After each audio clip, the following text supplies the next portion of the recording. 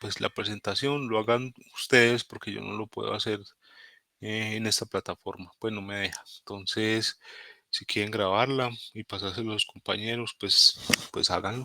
Ahí está. Listo, entonces,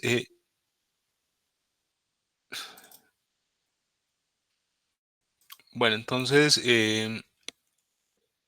sería muy bueno para todo, pues para nosotros los profesores, tratar de hacer un laboratorio completo de citometría de flujo. Sin embargo, pues es difícil porque pues el tiempo de citometría de flujo vale plata y vale mucha plata.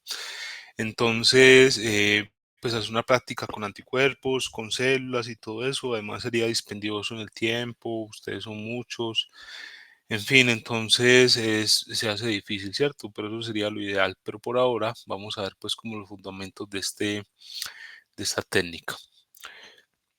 Bueno, ustedes saben que en cualquier momento me pueden interrumpir, pueden alzar la mano, pueden preguntar directamente y con mucho gusto trataré de responderles.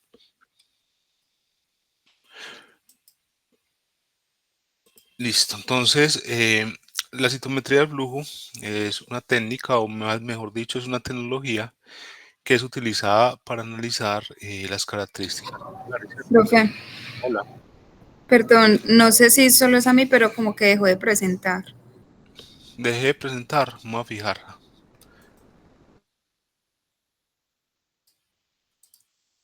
Sí, tenés toda la razón, no sé qué pasó ahí. Ahora sí, ¿cierto? Sí, ya, profe. Bueno, entonces les contaba que la citometría de flujo es una tecnología que, como dice su nombre, trata de medir las características de la célula, ¿cierto? Esas características de las células pueden ser físicas o pueden ser características añadidas. ¿A través de qué? A través del uso de anticuerpos que tienen unidos fluorocromos. Entonces, si por ejemplo ustedes quieren ver, no sé, la expresión de CD4 en los linfocitos, ustedes utilizan anticuerpos que tienen un fluorocromo unido, entonces la fluorescencia va a ser una señal directa de que esa célula va a estar ahí. La magia de la citometría de flujo es que pueden ser analizadas células individualmente. Vamos a ver que las células van a pasar por un punto de interrogación y que ese punto de interrogación va, digamos, a ser interpretado como características individuales de cada célula. Claro que el análisis usted no lo puede hacer por célula individual, sino que lo hace con un conjunto de células. Vamos a ver que eso se puede expresar en unos diagramas que vamos a ver más tarde. ¿Por qué se llama citometría de flujo? Porque resulta que todas estas células están en un flujo, ¿cierto? En un fluido y deben estar en suspensión. Ahorita vamos a ver qué es una suspensión. Y necesitan estar en un flujo porque el flujo es necesario para que pasen por un punto donde van a ser interrogadas, lo que les decía ahorita. Y la interrogación y en general todo el proceso de citometría de flujo requiere de la luz, en este caso de la fluorescencia. Resulta que dependiendo de qué láseres estén implicados y también qué fluorocromos estén implicados, nos van a dar una o varias características. Listo. Eh, yo les había contado que también hay características físicas que tiene cada célula. Vamos a ver que eso depende de un láser en especial, que es el láser azul. Pero vamos a ir paso a paso. Este sistema o digamos, tecnología de citometría de flujo requiere equipos especializados que permiten, digamos, el paso del fluido, el uso de láseres y que además la luz que se excite, o mejor dicho, que se emita, pueda ser leída por unos equipos e interpretada de forma electrónica, para al final poder obtener datos y poderlos visualizar en un computador. Entonces, la citometría de flujo es la confluencia de un montón de sistemas, ¿cierto? Un montón de tecnologías. Entonces tenemos la óptica, tenemos también la electrónica y tenemos pues la informática. Entonces ahí tenemos todos esos sistemas. La idea es que expliquemos un poquitico cómo funciona el citómetro de flujo y que ustedes lo puedan entender. Listo. Preguntas hasta acá. No, profe. Listo.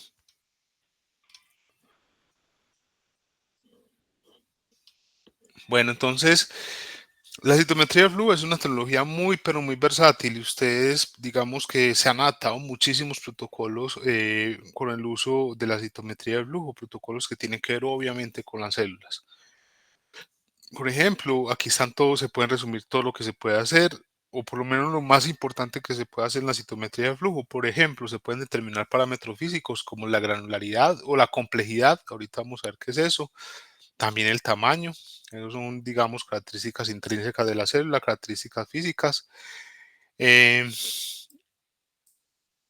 También se puede, digamos, dependiendo de que si usted tiene los anticuerpos a usar, se puede, digamos, evidenciar la presencia de antígenos particulares en la superficie del celular, pero también a nivel intracelular. Es decir, nosotros podríamos, digamos, permeabilizar células y hacer que esos anticuerpos puedan entrar dentro de la célula y revelar los antígenos que hay en el interior de la célula. Y eso es particularmente útil, digamos, para evaluar vías de señalización o para evaluar citoquinas. Las citoquinas no se pueden evaluar, aunque son secretadas, no se pueden evaluar por fuera de la célula, ¿cierto? Porque están por fuera de la célula. Entonces lo que se hace es utilizar una citometría intracelular. ¿Listo? Es decir, cuando la célula produzca la citoquina, inmovilizamos la citoquina, permeabilizamos la célula y podemos ver la citoquina que está produciendo esa célula, pero que todavía está en el interior. La señalización intracelular, como les conté, ustedes saben que hay muchas vías, o sea, por ejemplo, toda la unión de los receptores, sean por ejemplo del sistema inmune o no, requiere una señalización, ¿cierto? Y las señalizaciones normalmente requieren fosforilaciones, acetilaciones y un montón de modificaciones. Todo eso se podría medir a través del uso de anticuerpos y por lo tanto poder ser revelado por fluorescencia. La viabilidad celular, como les había contado, por ejemplo, con el azul de tripano. Hay sondas, bueno, no son tantos sondas, son como colorantes vitales que se utilizan en citometría de flujo y que, a diferencia del azul de tripano, este florece, entonces podría indicar cuáles células están vivas y muertas, ¿cierto? Las células muertas son las que incorporan esos colorantes fluorescentes o estos mejor clorocromos y las vivas es la que no los incorporan, ¿cierto? Entonces es algo análogo, aunque hay una gran variedad, por ejemplo, de este tipo de moléculas, zombie dyes, light dead, que dependen también de las casas comerciales. El ciclo celular, hay un método muy importante que se llama el CFSE y ese permite, por ejemplo, es un intercalante del DNA, ¿cierto? Entonces, a medida que una célula se divide, se va diluyendo la cantidad de CFCD. Entonces, cada vez usted ve lo que ve, por ejemplo, citometría de flujo, cuando hay, por ejemplo, división celular y usted utiliza el CFCD, es ver una serie de picos de menor fluorescencia si la célula está dividiendo. Y lo mismo pasa con el BRDU, que es una uridina pues modificada, que se une al DNA. También podemos mirar el flujo de calcio. ¿Quién me cuenta a ustedes por qué el calcio es tan importante?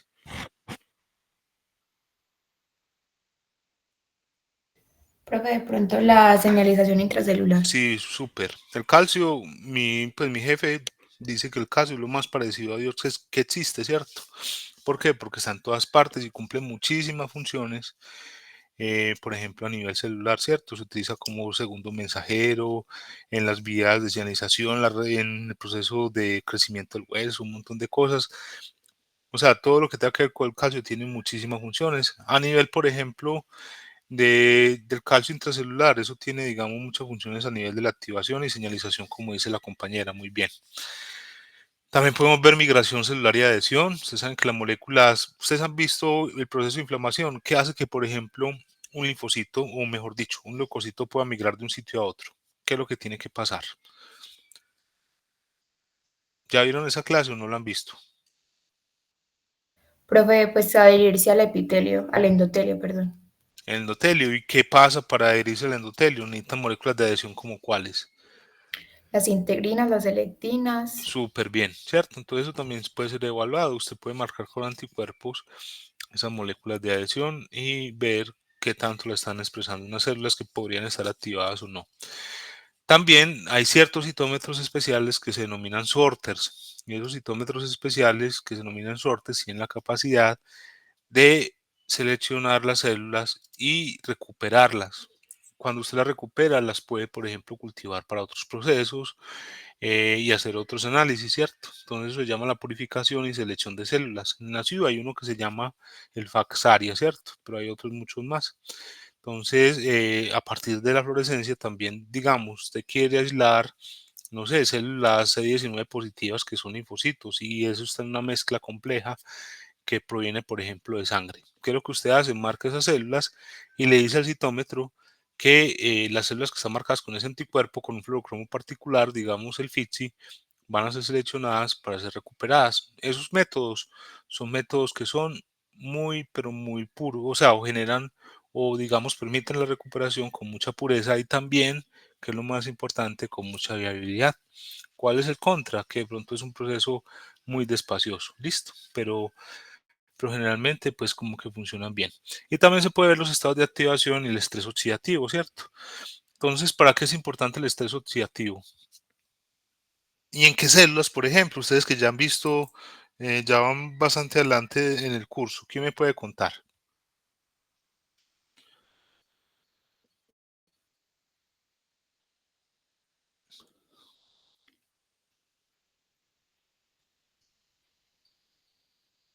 Bueno, el estrés oxidativo es muy importante, por ejemplo, en los fagocitos, ¿cierto? Recuerden que, que una de las formas más efectivas de eliminación de todo lo que es fagocitado, sea microbiológico o no, es la activación del sistema NADPH oxidasa, que va a dar origen a las sustancias reactivas del oxígeno, a los radicales del oxígeno y también se nada los del nitrógeno, ¿cierto?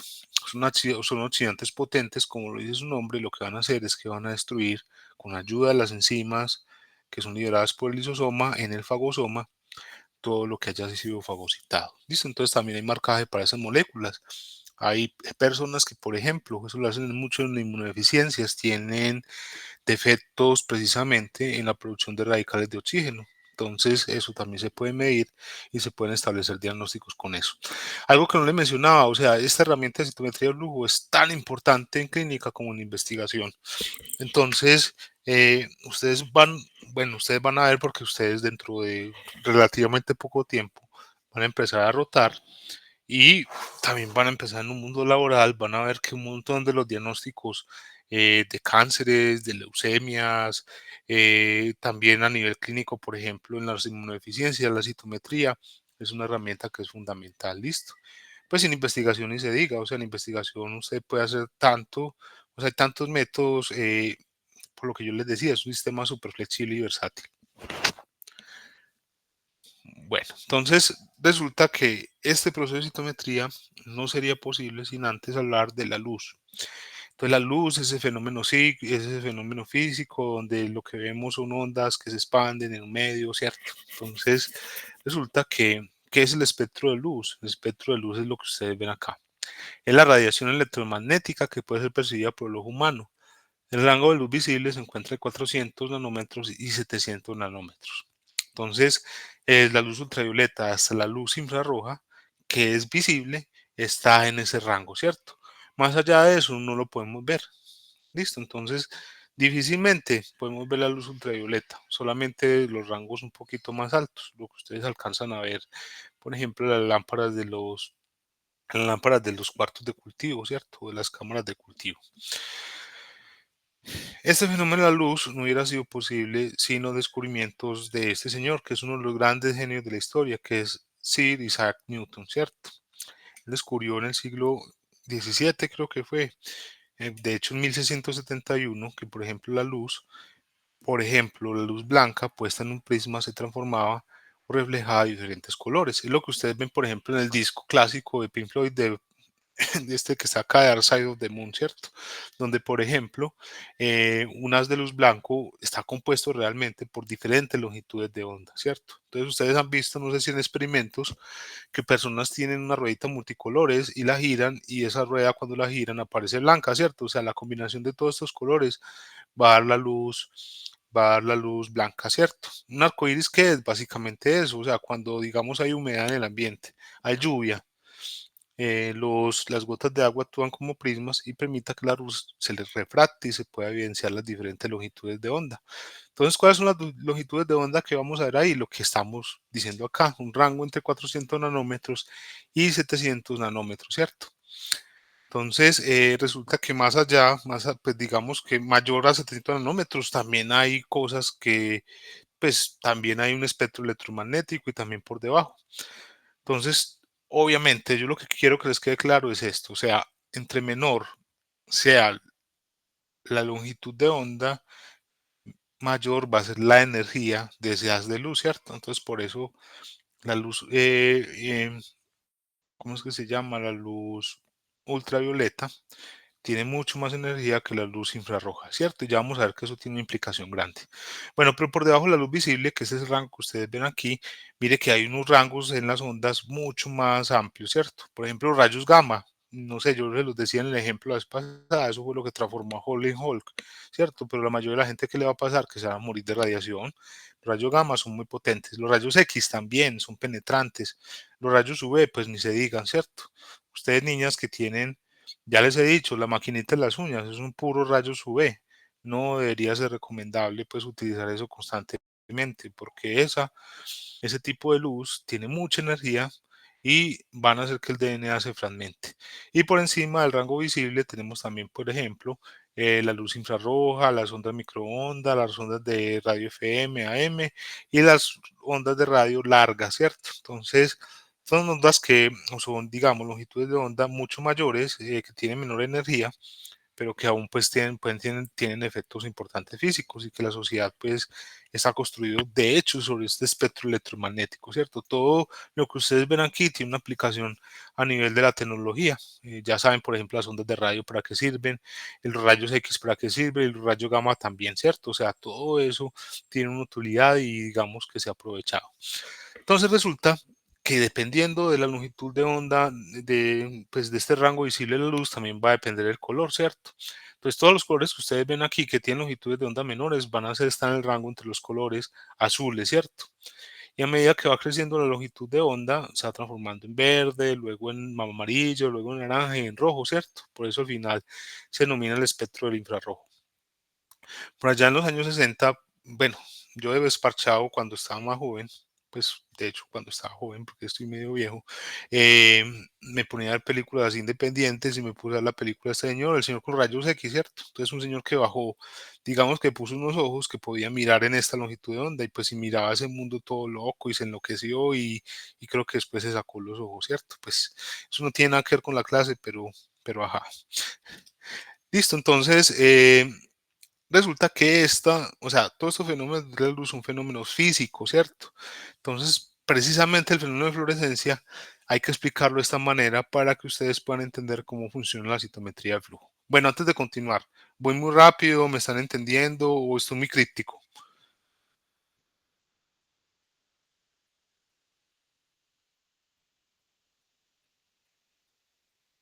Si hay alguien ahí, Bien, estamos bien, profe.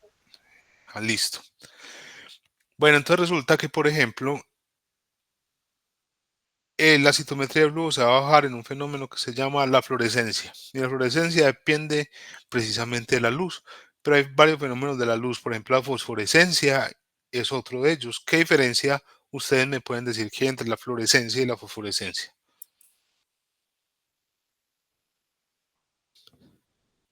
¿Qué me puede decir? Vamos a ver quién me puede responder. María Isabel Vázquez, contame vos. Ay, no, profe, yo no sé. Sí, sí, bueno, hipotetiza, no importa si te equivocas. Pues lo de fosforescencia será como radioactivo y la fluorescencia, no Pues sé. todo no es radioactivo, ¿cierto? Ninguna de las dos. Vos tuviste, por ejemplo, de chiquita, no sé, estrellitas que pegaban en el techo, ¿cierto? ¿O no? Sí, señor. Bueno, eso es fluorescencia. ¿Y qué es la fluorescencia? Vos pegabas esa estrellita en el techo y esa luz que emitían duraba mucho o duraba poquito. Poquito. Poquito, ¿cuánto es poquito? Pues, o sea, no, eso sí duraba bastante, pero con poquita, pues, como... Sí, exacto, porque obviamente no va a poder emitir con la luz que se excitó, ¿cierto? Pero lo que les quiero decir es que, por ejemplo, la fosforescencia es una luz que se puede emitir prolongadamente, ¿cierto? Entonces por eso lo utilizan en esas barras de supervivencia y todo eso, porque digamos que estimulan un líquido y a pesar de que pase el tiempo, va a seguir emitiendo luz, ¿cierto? Va a ir disminuyendo, pero de forma espaciosa. Mientras la fluorescencia es diferente. La fluorescencia se excita con unas de luz y emite también un haz de luz cuando es excitado, ¿cierto? Pero esa emisión es instantánea y no durará en el tiempo, ¿cierto? Entonces, eso se ha estudiado físicamente y digamos que se ha generado este fenómeno que se denomina, o que se puede, mejor dicho, evidenciar por este diagrama que se llama el diagrama de Jablonski. Resulta que aquí tenemos, por ejemplo, un fluorocromo. Fluorocromos hay muchísimos: FITSI, PE, PCY7, PRCP, naranja de acridina, también tenemos el PRCP, tenemos AMSAYAM, Pacific Blue, hay muchísimos fluorocromos, Q2, y eso cada día inventan más, ¿cierto? Pero entonces, o descubren más. Pero entonces, todos los fluorocromos funcionan de una forma parecida, ¿cierto? Es decir, todos los fluorocromos se encuentran en dos estados: en un estado que es un estado de reposo, y todos los fluorocromos se necesitan excitar, y siempre se excitan con longitudes de onda específicas. Entonces, por ejemplo, el FITSI se excita a 488 nanómetros. Digamos que está en el rango de la luz azul. Mientras el PE también se puede excitar a eso, pero emiten a longitudes de onda diferentes. Por ejemplo, el PRCP creo que se excita a una longitud de onda mayor y emite también a otra longitud de onda diferente.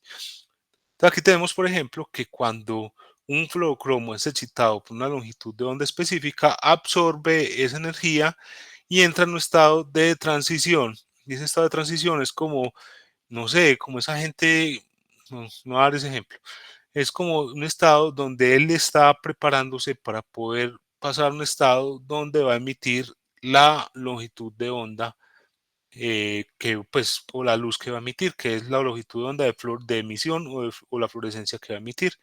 Y es aquí que pasa un estado S0 a un estado S1 y florece. Y cuando eso pasa, entra otra vez a un estado de reposo. Entonces así funciona el fluorocromo. Está en reposo, llega la luz que lo va a excitar, entra en un estado de transición, digamos S1, y luego emite la luz, y así sucesivamente. Así va pasando, va a emitir, pero solamente cuando se excite con el fluorocromo. No va a conservar la energía ni va a emitir constantemente. ¿Eso les queda claro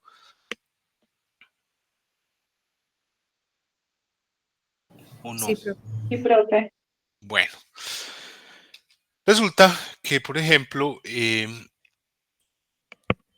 yo les he contado, o les acabo de contar, que cada fluorocromo tiene una longitud de onda de excitación y otra longitud de onda de emisión, ¿cierto? La longitud de onda de excitación siempre es una longitud de onda menor, y la longitud de onda de emisión siempre es una longitud de onda mayor. ¿Quién me dice por qué? Profe, otra vez, la de excitación es menor. Sí.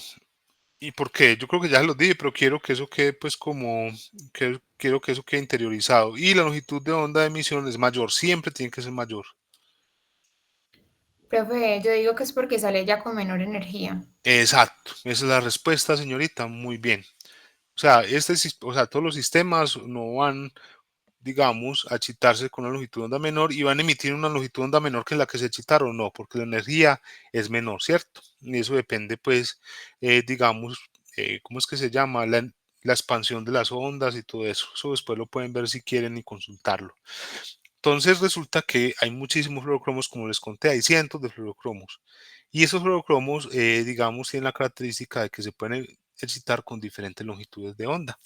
Entonces, por ejemplo, hay diferentes tipos de láseres para, digamos, generar más diversidad en los patrones de emisión.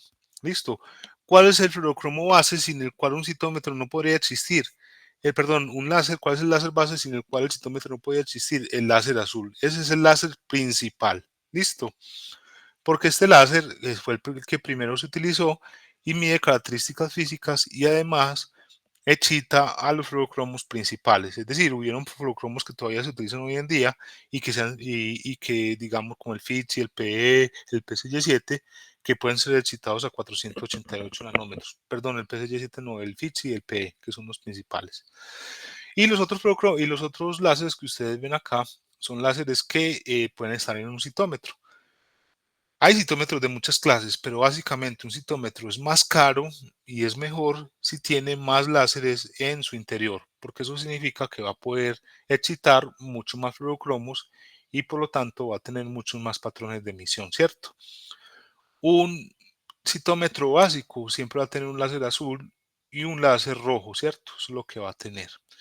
Pero los citómetros más avanzados van a tener todos estos láseres, inclusive más. Por ejemplo, yo solamente conocí un citómetro que tiene un láser verde. Este es como un láser, pues, que tiene citómetros un poquito más nuevos y más caros. Por ejemplo, en la ciudad hay uno que se llama el Fax. Ay, ¿cómo es que se llama el citómetro? Ay, ya se me olvidó, ¿cierto? Bueno, ahorita que me acuerde, el Fax Symphony, se llama el Fax Symphony, tiene el láser verde. Ok, ahora quiero que me digan por qué se complican tanto utilizando láseres y por qué no utilizar, por ejemplo, como ustedes han visto en el microscopio de fluorescencia, utilizar, digamos, un haz de luz que tenga más longitudes de onda. ¿Por qué no? Sí me hago entender, es decir, aquí utilizan láseres con longitudes de onda específicas, 488 nanómetros, 561, 633, 355. ¿Por qué no utilizar, por ejemplo, una fuente de luz, por ejemplo, argón o neón o otra, que tenga un rango de longitud de onda mayor y que permitan excitar todos esos fluorocromos que están ahí? Sería más barato y sería mejor. ¿O qué opinan ustedes?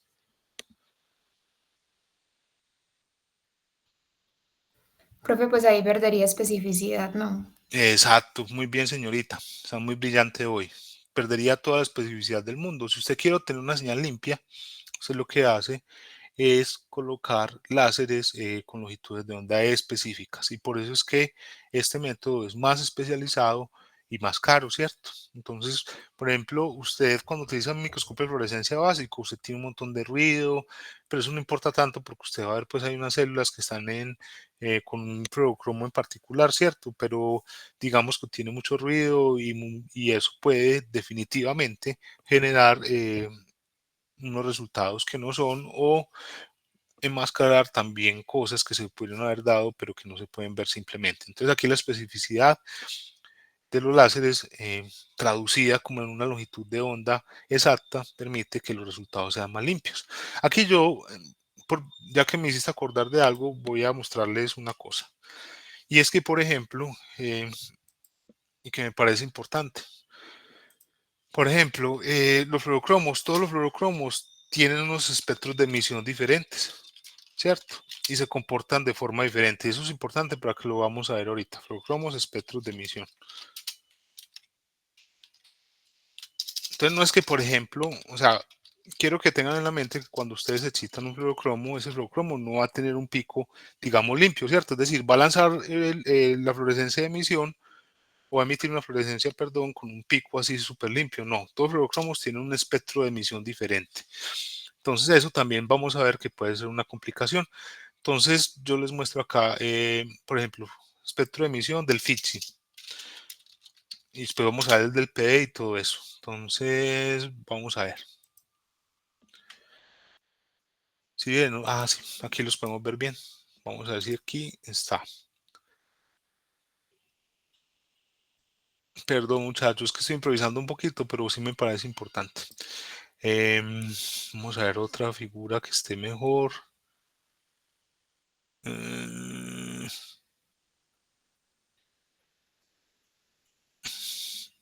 ah,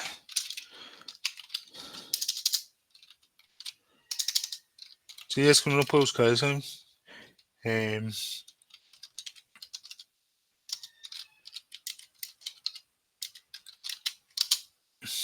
sí, mire, por ejemplo. Entonces, mire. Ay, no. Mire, por ejemplo, cuando se excita el FITSI, este va a ser el espectro de emisión que va a generar, ¿cierto? Va a generar un pico, pero ese pico va a tener una cola, ¿cierto? Y el espectro de emisión del PE, mire que es totalmente diferente, o sea, y digamos que todos los fluorocromos tienen diferentes espectros de emisión. Entonces eso es importante ¿para qué? Para que después vamos a determinar cómo se van a analizar las citometrías. Pero también quiero que les quede claro que no se va a ver un pico, pues como un pico así limpio, no. O sea, cada fluorocromo se comporta de una forma única y particular. Y de hecho hay citometrías de flujo o citómetros nuevos, como la citometría de espectral, que se aprovecha de eso para poder generar citometrías mejores. Entonces aquí vemos, por ejemplo, este fluorocromo que es el FITSI, de nuevo, y este fluorocromo tiene un patrón de excitación, entonces mire que se excita, pero tiene un pico de excitación a 488 nanómetros y un pico, digamos, genera un espectro de emisión que tiene un pico de emisión más o menos a los 510 nanómetros, ¿cierto? Pero lo que ustedes ven aquí en esta campana también es emisión, pero más débil, listo. No sé si les queda claro, cuéntenme.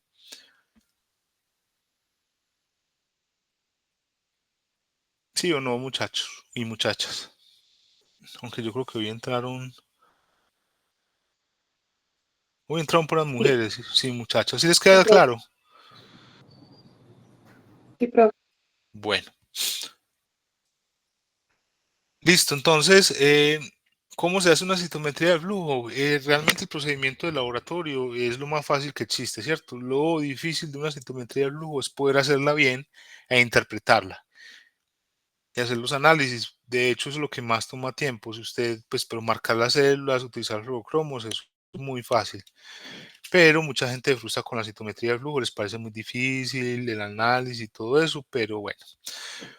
Pero ¿cómo es generalmente el proceso de la citometría del flujo? Es el proceso que ustedes ven acá. Entonces, por ejemplo, ¿qué es lo primero que se tiene que hacer? Se tienen que recolectar las células de tejidos o de líneas celulares, pero lo más importante del mundo es que esas células tienen que quedar en una suspensión. ¿Qué es una suspensión, queridas? ¿Qué es una suspensión celular?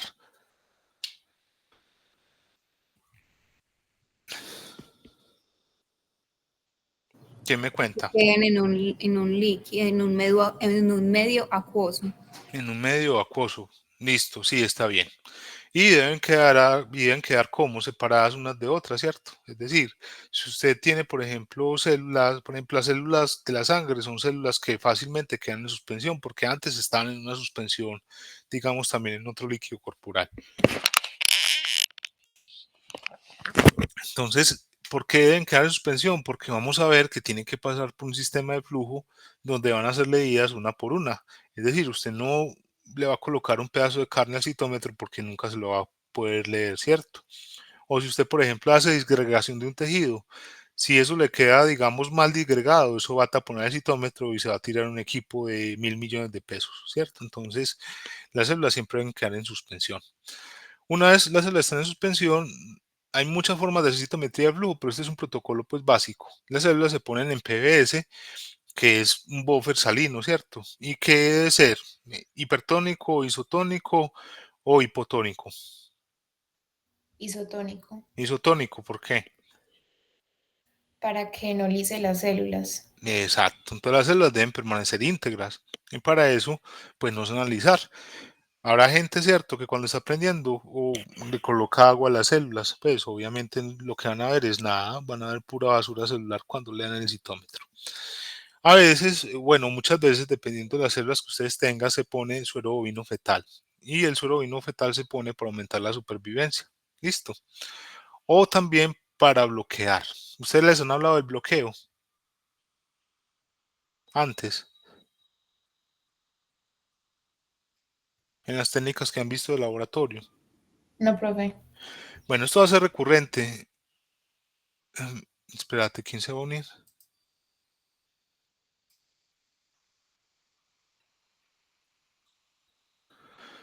Bueno, entonces el bloqueo resulta que, por ejemplo, cuando se está haciendo el ISA, Western Blot, cuando está haciendo, y ¿cómo es que se llama esta técnica?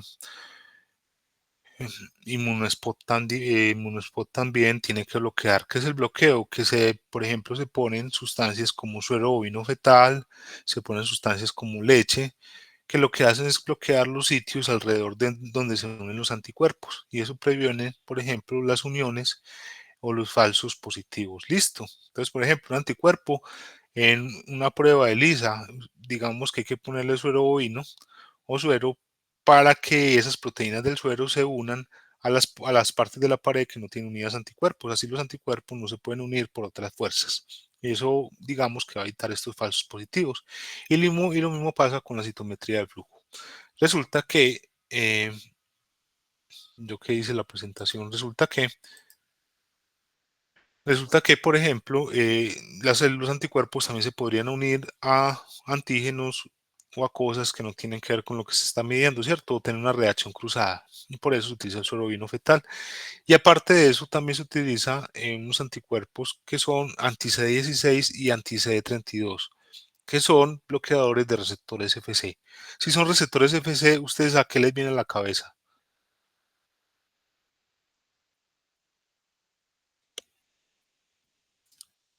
¿Dónde está el FC? ¿A qué pertenece? En la cola de los anticuerpos. Exacto. Y se bloquean los FC, ¿por qué? Los receptores FC, perdón. ¿Por qué se tienen que bloquear? Se tienen que bloquear porque esos receptores FC pueden unir anticuerpos por su región FC, anticuerpos que estén unidos a fluorocromos por sus regiones FC, y esos anticuerpos pueden emitir fluorescencia y generar un falso positivo, ¿cierto? Entonces por eso hay que bloquearlos con otros anticuerpos, que son anti-CD16 y anti-CD32. ¿Les quedó entendido?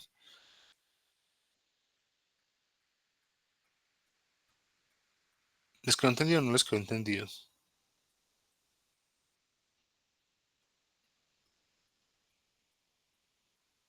Sí, pero Bueno, listo. Luego lo que se hace es, por ejemplo, cuando usted ya tiene la célula de suspensión, cuando ya bloqueó el FC, lo que hace es marcar las células con anticuerpos primarios. Y esos anticuerpos primarios son anticuerpos monoclonales que están unidos a los fluorocromos. Listo. ¿De qué depende que un anticuerpo sea un fluorocromo u otro? Pues de la casa comercial.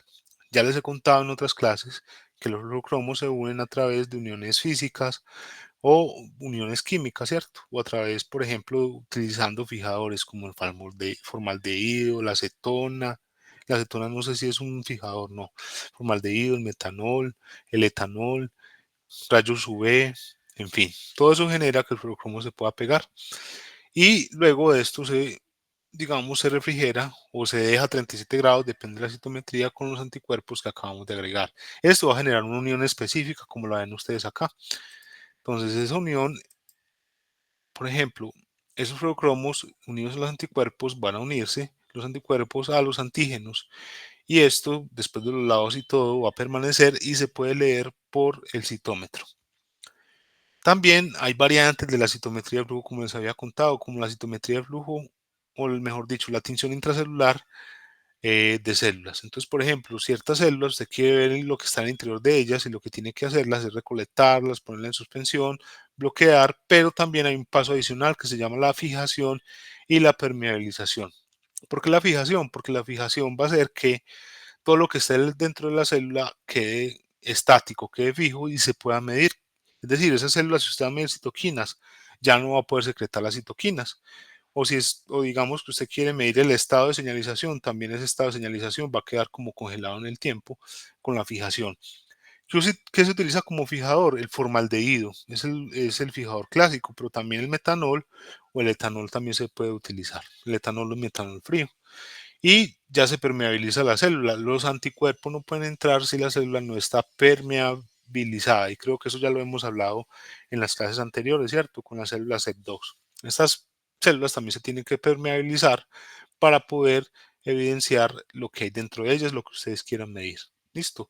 Esto sufre un proceso de lavado y también, digamos, un proceso de centrifugaciones sucesivas y finalmente se puede leer el citómetro de flujo. Bueno,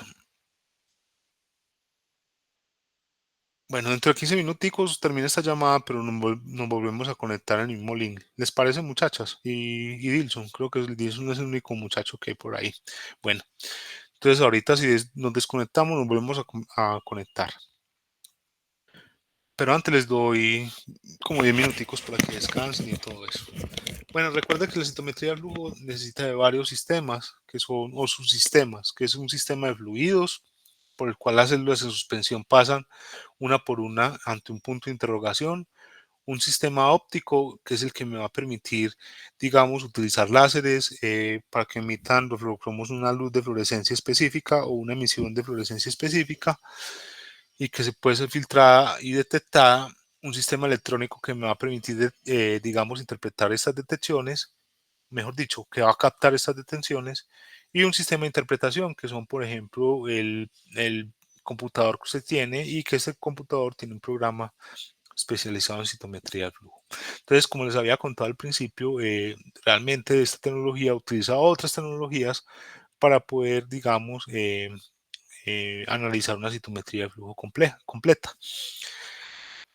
Esto es muy bonito de ver. Si ustedes pudieran ver, por ejemplo, el sistema de los láseres, eso es súper bonito porque es un montón de espejos, un montón de cosas. Si algún día van a la ciudad y quieren verlo, pues lo podemos ver en algún momento, ¿cierto? Pero me comunican.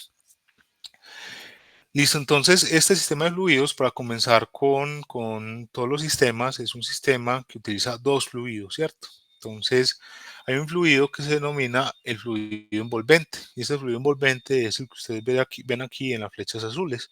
Es un fluido que va a diferente presión, y lo que hace es envolver.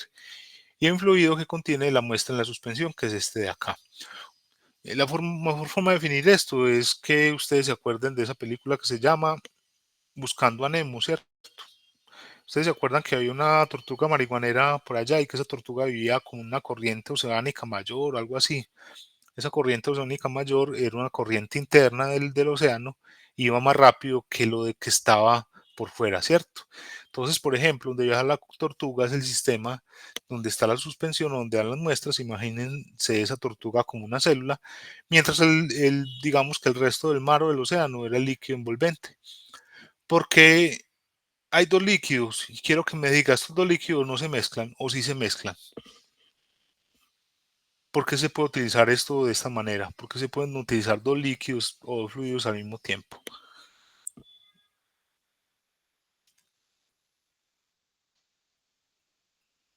Mira, ¿quién me dice?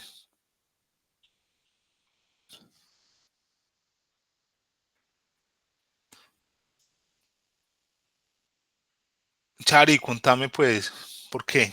¿Qué crees vos? Chari, ¿estás ahí, Chari? Hola, profe. Sí, No, profe. hipotetiza, imagina. O sea, ustedes tienen digamos, una fuente muy importante y es la imaginación. ¿Por qué crees que se utilizan dos líquidos? Y eso funciona, pero ¿por qué?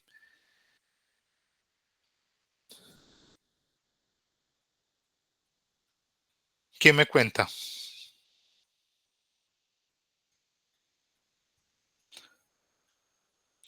Resulta, resulta que puede haber una porción que se mezcle, ¿cierto? O sea, esos dos líquidos ahí podrían mezclarse porque hasta tienen densidades parecidas. No es el mismo líquido. Pues sí, es casi la misma densidad, pero no se combinan o no se combinan del todo porque van a dos presiones diferentes, ¿listo? Entonces, imagínense que, por ejemplo, este va a mayor velocidad y este va a menor velocidad, o al contrario, esta a mayor velocidad y esta a menor velocidad. Lo que hace, por ejemplo, el líquido envolvente es que precisamente estas presiones que se manejan acá van a permitir que las células se formen como en fila india, que pasen una por una. Y probablemente se pueda mezclar un poquito aquí donde se unen los dos, ¿cierto? Pero como van a diferente presión, pues el resultado final va a ser lo que ustedes ven acá, que simplemente las células se van a alinear. Entonces, eso es lo que pasa y por eso se utilizan dos líquidos a diferentes presiones. ¿Les queda claro? Sí, Sí, profe. profe. Profe, qué pena. ¿El líquido envolvente es de mayor presión o de menor presión? En este momento no me acuerdo, pero así digamos, poniéndole lógica, debe estar a menor presión. Listo, imagínense que usted va en una fila en un concierto, ¿cierto? O mejor dicho, que usted va saliendo del metro. Mucha gente sale del metro, no tanto porque quiere salir del metro, sino por la presión que hay alrededor, ¿cierto? Alrededor de las puertas. Entonces lo sacan a ustedes, debe ser un líquido de mayor presión. ¿Sí me entiendes con ese ejemplo tan burdo? Sí, profe. Listo. Bueno, ¿qué tal si descansamos 10 minuticos y volvemos? Listo, yo me voy a desconectar para que nos volvamos a conectar ahorita, ¿les parece? Listo, profe. Hágale, señoritos. Ahí te hablamos.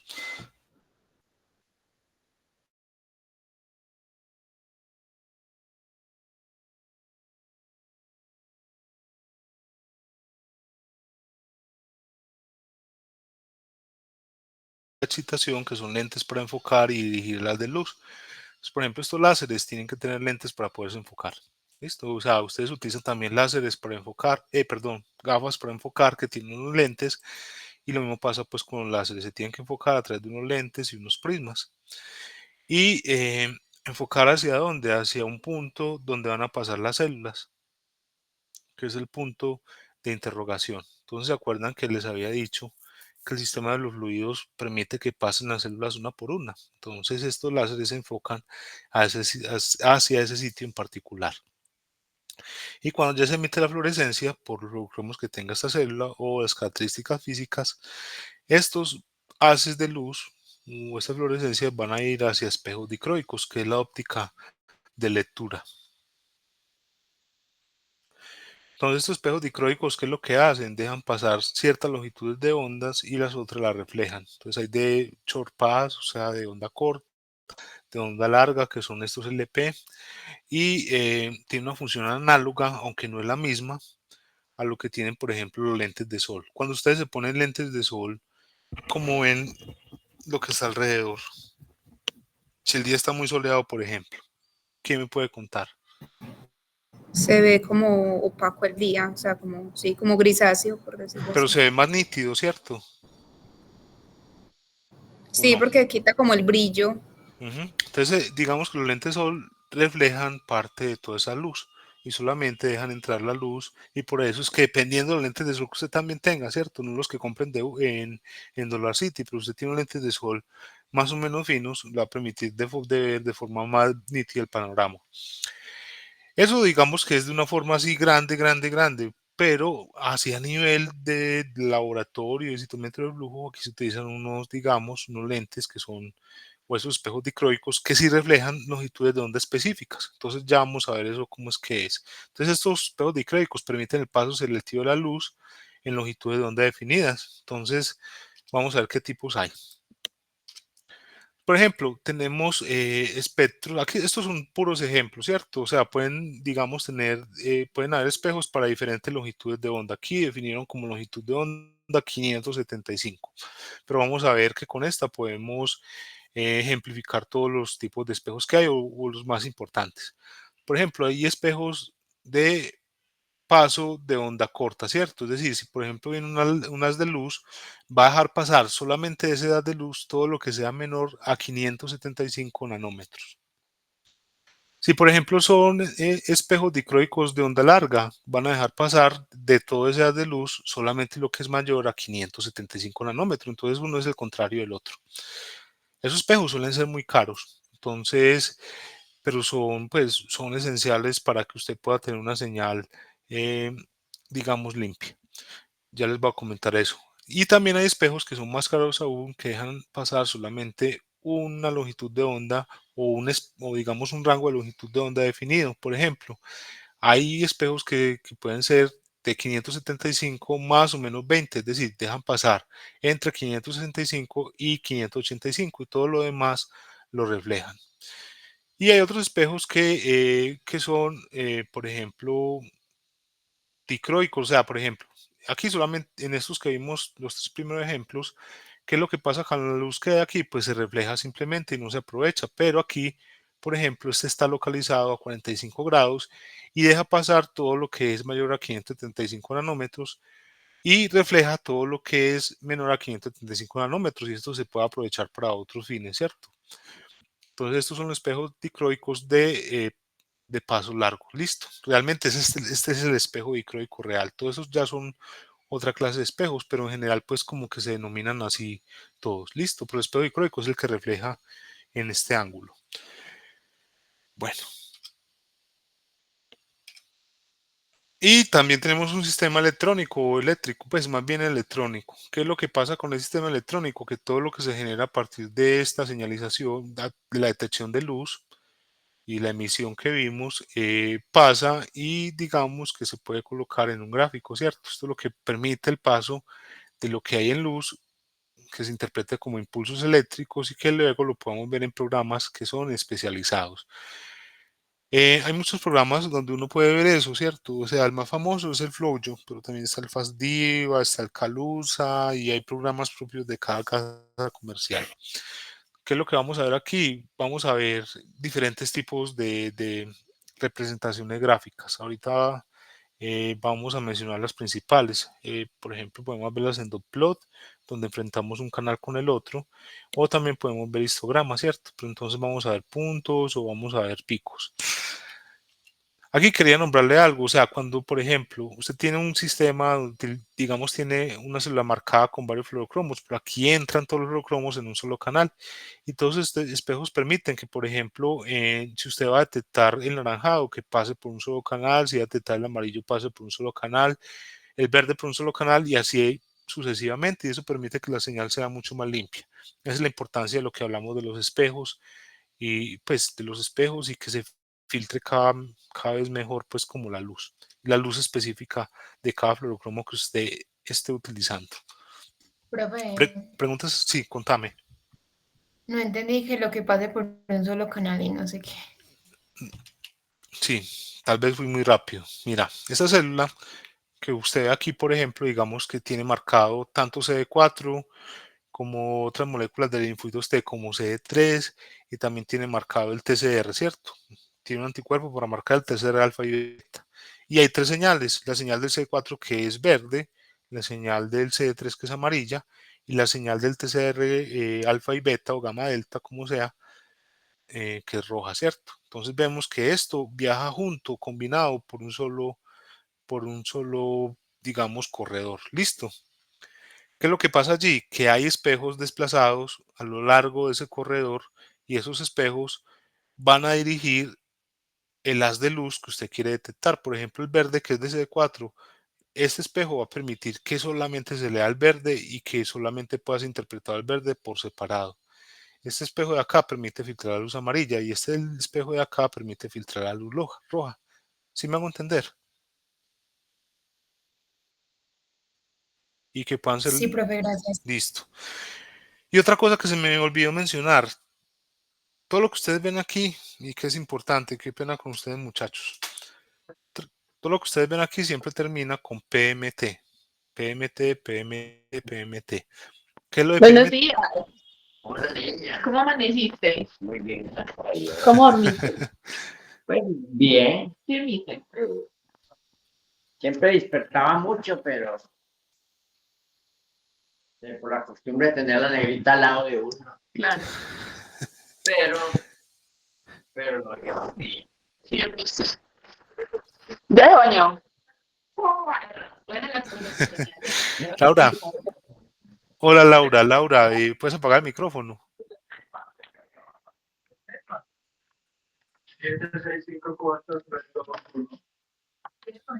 Bueno, no sé, ¿quién le puede avisar, porfa?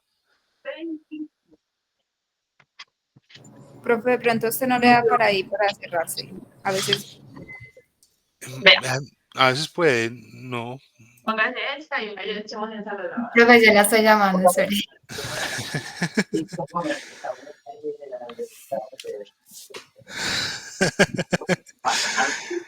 Le tengo que... Y Ya le puso cuidado las gomas. ya me quedo aquí ahora. Laura, Laura Sofía Rivero Duque.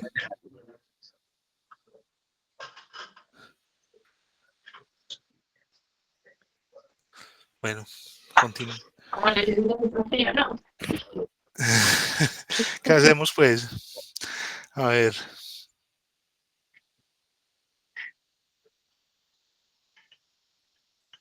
No, yo creo que ya, listo. Qué pena con ustedes muchachos, ya encontré el link. ¿Qué les estaba explicando? Ya me olvidó, cuéntenme. profe, que todos Siempre. terminaban en PMT. Ah, sí, PMT significa fotomultiplicador, listo. Entonces, ¿qué son esos? Son realmente los detectores. Y si se llaman así, lo que van a hacer es que esos fotones que van a detectar ahí, que es la luz del fluorocromos, es una señal muy pequeña. O sea, no crean que, por ejemplo, la señal de un fluorocromo que se excita es mucha, es muy bajito. ¿Qué va a hacer los fotomultiplicadores? Esa señal que detecta la van a multiplicar. Por eso se llaman así, fotomultiplicadores. Vamos a ver si, por ejemplo, aquí encontramos como, digamos, una gráfica donde se pueda ver que es un fotomultiplicador. Entonces, Profe, los fotomultiplicadores son los PMT. sí, Listo, gracias. Entonces vamos a ver si, por ejemplo, aquí hay un gráfico donde demuestre cómo es que esa señal es amplificada.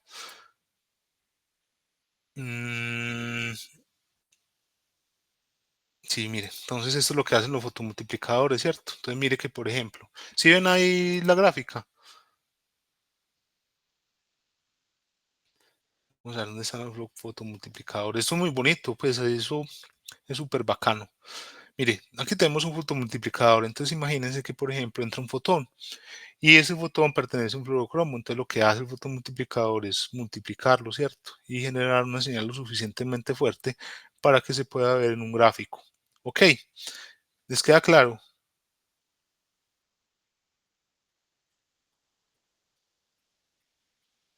¿O no? Sí, profe. Súper. Hoy en día, digamos que está cambiando mucho esto y se utilizan otros sistemas de detección que se llaman detectores de avalancha. Y esos detectores son, digamos el grito, el último grito de la citometría. ¿Por qué? Porque permiten detectar varios, o sea, permiten mayor versatilidad, son más pequeños. Así aquí logramos ver uno. Y eso es lo que tienen los citómetros espectrales.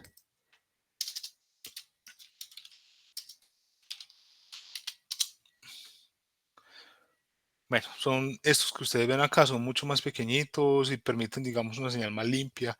En fin, eso lo tengo que integrar a las nuevas clases, pero bueno, no nos va a confundir más con eso. Listo, entonces quedó claro los fotomultiplicadores para que podamos continuar. Sí, profe. Eso es lo que permite ver entonces estas señales acá. Ahora, ¿qué es lo que vamos a ver? Yo les había dicho que, por ejemplo, dependiendo, o sea, que hay láseres, mejor dicho, que se pueden, digamos, generar señales que dependen de las estructuras físicas o la estructura morfológica de la célula, ¿cierto? Y eso lo hace particularmente el láser azul. Entonces, con el láser azul podemos ver dos parámetros físicos que son indispensables en la citometría de flujo, ¿cierto? Y que se utiliza precisamente también en la hematología. Cuando ustedes vayan a ver, cuando vean hematología, digamos que lo que ustedes están utilizando son como unos citómetros de flujo, ¿cierto? Donde lo que para ver la morfología tienen que utilizar un láser azul. Antes se utilizaba un fenómeno que se llama la impedancia eléctrica y creo que ya lo expliqué, ¿cierto?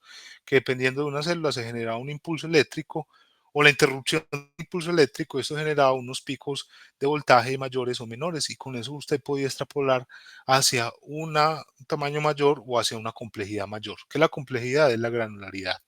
Bueno, pero para que esto no suene tan, digamos, tan abstracto, ¿cómo se detecta en citometría del flujo esos parámetros físicos? Se detecta con el láser que es azul, el de 488 nanómetros. ¿Listo?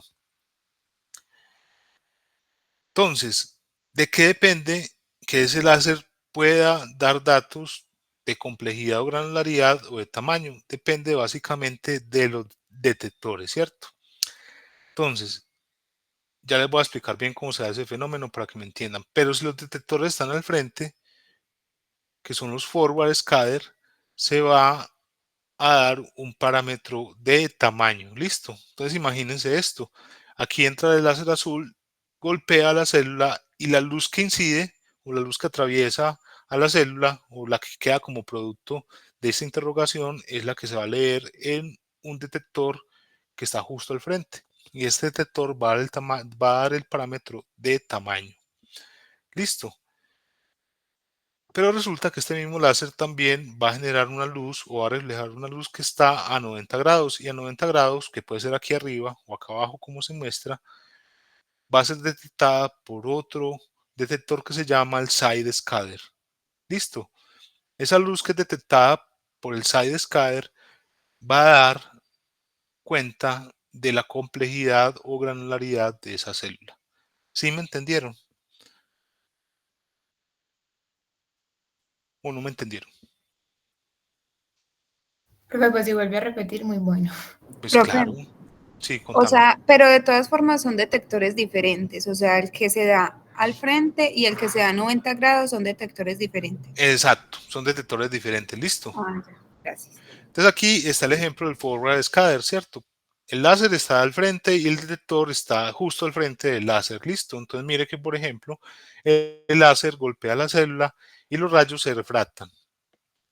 Y van a ser detectados estos rayos refractados en el detector del frente, en el forward scatter. Esto va a dar cuenta es del tamaño de la célula. Ahora sí.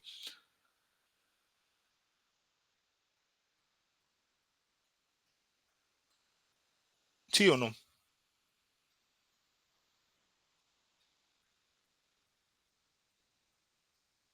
Sí, Sí, ¿Quién? profe. profe. Eso. ¿Qué se puede detectar en un citómetro de flujo? Se pueden detectar un montón de cosas y ahora hacen más citómetros con más sensibilidad. Por ejemplo, en la hay uno que llama el Cytoflex y permite detectar partículas, exosomas y todo eso, aunque sí, digamos que los puede detectar, pero todavía hay como un rango ahí como que un poquito no.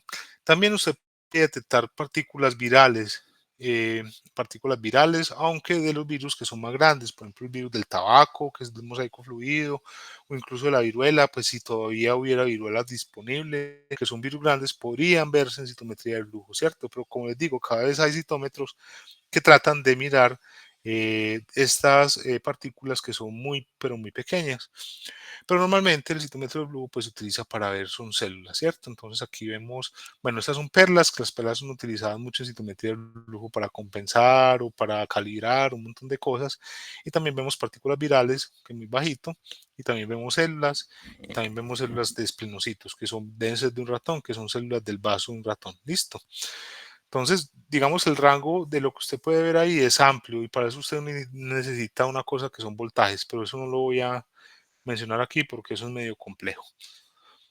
Y está el otro detector que se llama el side scatter, listo. Entonces es el mismo láser, pero este láser, digamos, va a refractar la luz y la luz que se refracta a 90 grados arriba o abajo, pues eso depende del citómetro, va a ser detectada por el side scatter y eso va a dar cuenta de que de la complejidad de la célula, ¿cierto? Entonces hoy en día no se habla tanto de la granularidad, porque no todas las células son granulares, pero sí se habla de la complejidad.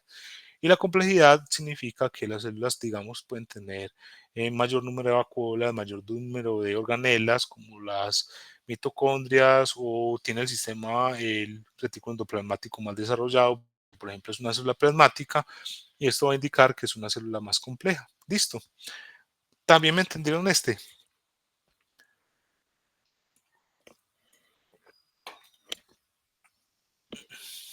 Sí, profe, pero puede devolver, por favor, donde está el otro, Ahí,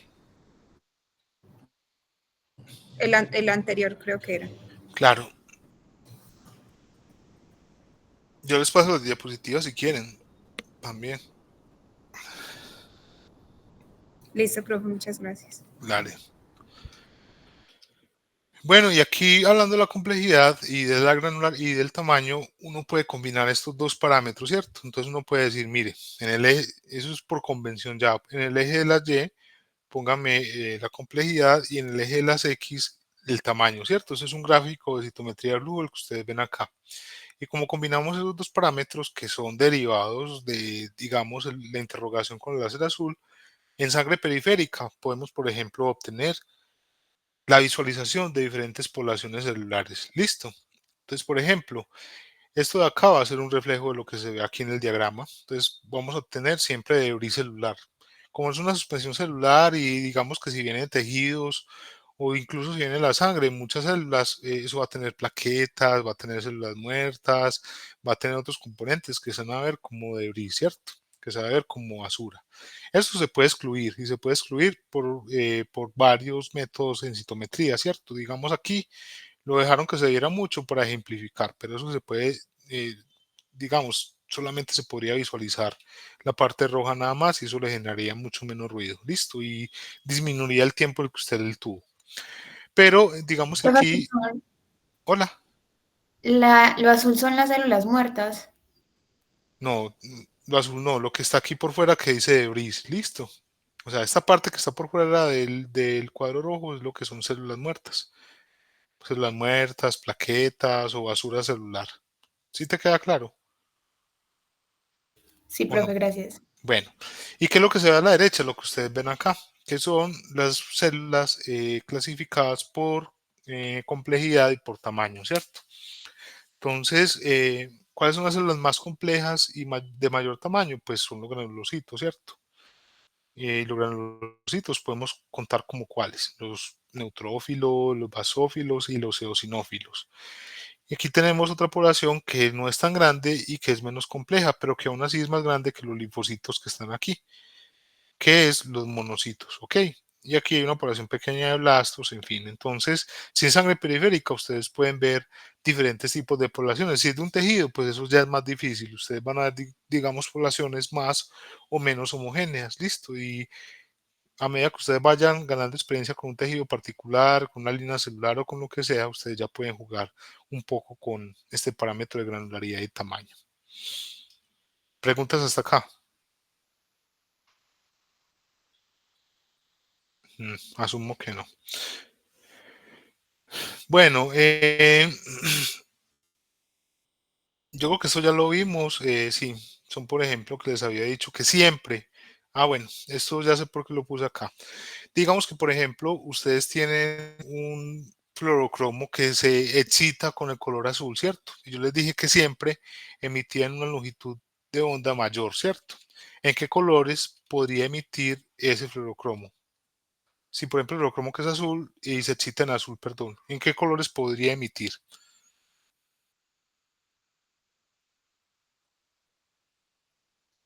¿Quién me cuenta? Si es una longitud de onda mayor, digamos que el fluorocromo se excita a 400 nanómetros, que es este azul de aquí oscuro. ¿En qué colores podría emitir ese fluorocromo? Si es una longitud de onda mayor a la que emite.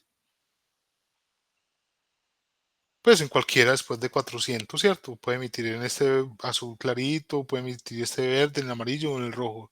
Siempre, por ejemplo, cuando usted le llevan las células CEP2, esas células CEP2 se tiñeron con FITC, ¿cierto? Y el FITC se excita con un láser azul. Pero ustedes vieron las células azules, ¿o en qué color las vieron? ¿O usted no fue en ese laboratorio? ¿El profe sí les mostró o no? Era lo verde. Exacto. Entonces esas células, a pesar de que el fluorocromo se excitaba en azul, siempre emitía una longitud de onda mayor. Listo. Ese fluorocromo en particular, el FITC, absorbe en azul, pero emite siempre en verde. Ok. Si por ejemplo usted tiene un fluorocromo que se excita en amarillo, ¿qué colores podría haber de emisión? Pues lo que está después del amarillo, pues el naranjado o el rojo. Listo. Pero sí me entienden esta parte. Sí, pero Bueno.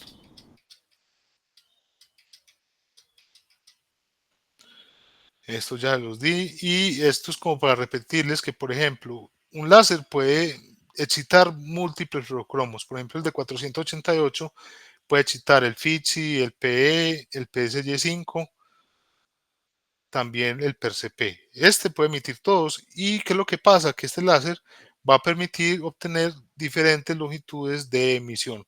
Por ejemplo, aunque todos se exciten a 488 nanómetros, van a generar emisiones diferentes, fluorescencias diferentes. Y por eso se podrían utilizar todos esos colores juntos solamente con el láser azul. Listo. Entonces se podría utilizar el FITS, el PE, el PSY5 y el PRCP en un mismo tubo. Es decir, usted puede tener, por ejemplo, un linfocito B con CD19 en FITS, con CD20 en PE, con BAF en PSY5 y con el BCR en PRCP. Y esto lo puede leer solamente teniendo el láser azul. Y lo mismo con esto. Entonces, lo que les decía al principio, entre más láseres, más diversidad va a obtener ustedes, porque aunque varios se puedan, digamos, excitar con un solo fluorocromo, van a emitir en longitudes de onda diferentes porque van a tener diferentes espectros también. Claro, también, hasta aquí.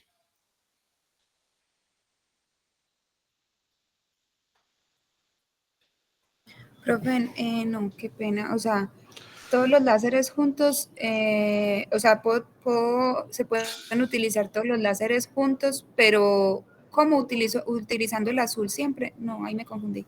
No, el azul siempre se utiliza, a ver, ese láser base, porque ese va a dar, o sea, ningún otro láser va a dar cuenta de la granularidad y del tamaño, por eso el azul es importante. Listo, hasta ahí vamos bien. Pero aparte de mirar la granularidad y el tamaño, el de 488 también puede excitar diferentes fluorocromos. Listo. Y esos fluorocromos, a pesar de que se exciten con lo mismo, van a obtener diferentes patrones de emisión. Ok. Pero si usted tiene, por ejemplo, un citómetro que además del láser azul tiene el láser rojo, usted va a poder incluir todos estos fluorocromos demás. Puede incluir el APC, el APCH7 y el APCY7. Listo. Entonces, ¿qué es lo que da más? ¿Qué es lo que da? ¿Qué significa que usted tenga más láseres en citometría de flujo? Que puede ir incorporando mucho más fluorocromo, ¿cierto? Entonces, por ejemplo, aquí, si usted tiene el láser azul y el láser rojo, puede incluir en un solo tubo todos estos fluorocromos. Listo. Porque pueden ser leídos en diferentes longitudes de onda. No sé si ahora me entiendes. Sí, profe, gracias. El láser azul es como, por ejemplo, vos has jugado billar. Sí, Sí. Billar pool, por ejemplo. Usted tira la bola blanca y le pega al triángulo de las bolas, ¿cierto? Todas las bolas van a dirigir al mismo punto cuando usted la golpea. La no, golpea con la misma bola. ¿Cierto que no? O sea, todos van a tomar direcciones diferentes. Y eso pasa más o menos con los fluorocromos que se excitan con un mismo láser. Es decir, todos se excitan con lo mismo, pero todos toman direcciones diferentes. En este caso, las emisiones van a ser diferentes. No sé si el ejemplo fue bueno o si te enredé más. no, profe, sí, ya entendí. Gracias. Listo. Ve, yo buscándole la tenía acá. Resulta que esto es lo que les comentaba ahorita. Todos los fluorocromos, aquí solamente pongo el FITSI, pero todos los fluorocromos tienen patrones de excitación y patrones de emisión. Por ejemplo, de nuevo, el FITSI tiene un patrón, digamos, se excita con el láser de 488 nanómetros, ¿cierto? Y el pico de excitación son precisamente 488 nanómetros, pero también, si hubiera una luz que fuera de 450, lo podría excitar, pero un poquitico. Si hubiera una luz de 470, lo podría también, digamos, que está como por acá, perdón, lo podría excitar, pero también otro poquito. Entonces, ¿qué hacen los láseres? Lo excitan en su máximo pico, como lo ven acá. Y también el FITSI, cuando emite luz, que aquí vemos, emite a una longitud de onda, emite a un rango de longitud de onda, nunca a un pico de longitud de onda específica. Es decir, él no va a emitir solamente en 510, que es el pico, sino que va a emitir entre 510 y 630 nanómetros más o menos. Listo, entonces, ¿cuál es el pico de esa emisión? Pues 510, pero va a tener una cola que va a estar en todo ese rango. ¿Sí me hago entender?